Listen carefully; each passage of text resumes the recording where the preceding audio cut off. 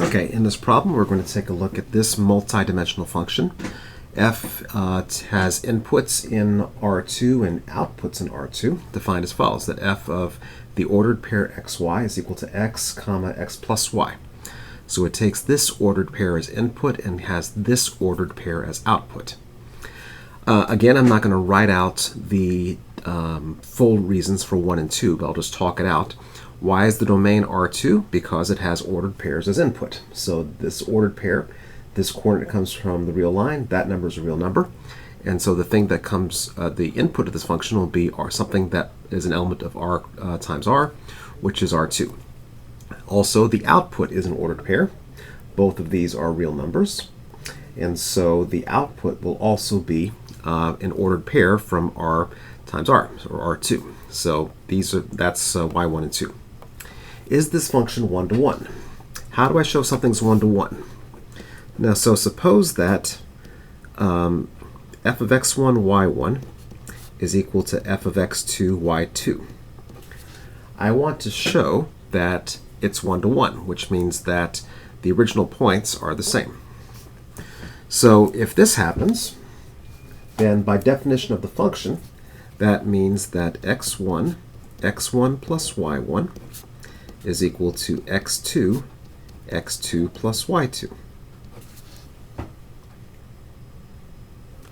Now, for these ordered pairs to be equal, that means these two things are equal.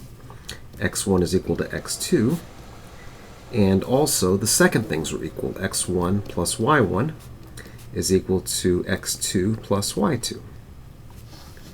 Now, that wouldn't be the case if these were sets, but because they're ordered pairs, I know that the first coordinate has to match, and the second coordinates have to match. All right, so if x1 is equal to x2 and x1 is equal to x2 over here, those can cancel, and so we get that x1 is equal to x2 and y1 is equal to y2. So once again, that means that x1, y1 is equal to x2, y2. So these first coordinates match, these second coordinates match, and so we've shown that if f of this input is equal to f of this second input, then the two inputs are equal. So therefore, f is one-to-one, or is an injection.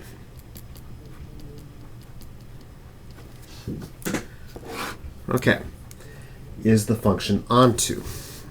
So let me write down again the definition that f of xy is equal to x plus y. That's the definition of this function. Is it onto? Okay, so let's pick an element in the codomain. So suppose x, I'm going to use capital X, capital Y, is an element of the codomain. We wish to show that there is an element xy in the domain, so that f of xy is equal to capital X, capital Y. And I'm just using different letters to make it clear that this one's the output and that's the input. Okay, so this is now a problem to solve. I want x plus y to be equal to capital X, y. Now in this problem, the capital X, y's are known, and little x and little y are the things that I have to solve for. So again, matching the coordinates, capital X, little x and capital X have to be equal, and x plus y has to be equal to capital Y. So this coordinate has to match, this coordinate has to match. Okay, so I've solved for x. To solve for y, y has to be equal to y minus x, and we just got done saying that little x is capital X. So therefore, f of capital X, capital Y minus x is equal to x, y. Now, does that make sense? The x coordinate's the same, to get this number, I add these two things. When I add these two things together, I get y. So f is onto, or is a surjection.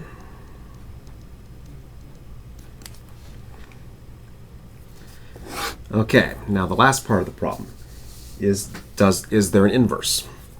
It's 1-to-1 and it's onto, so therefore it has an inverse. So f is invertible.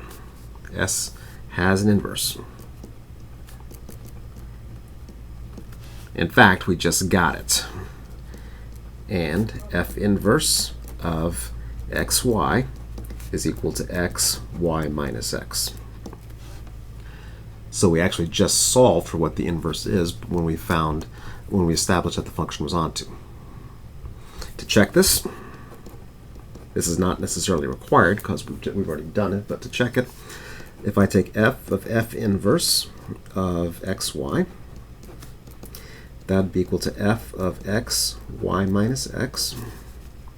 And then I would get the first coordinate the same, and then the second coordinate, I'd add these up, and I get xy. So I end up with the same point. Second, if I go the other direction, this would be f inverse of x plus y. And then applying the inverse function, the first coordinate is going to be same here. The second coordinate, I take the second coordinate and subtract the first coordinate. And once again, I end up with the original starting point. So it does have an inverse, and there's my inverse function. And the inverse function, of course, goes from R2 to R2. It takes an ordered pair as input and produces an ordered pair as output.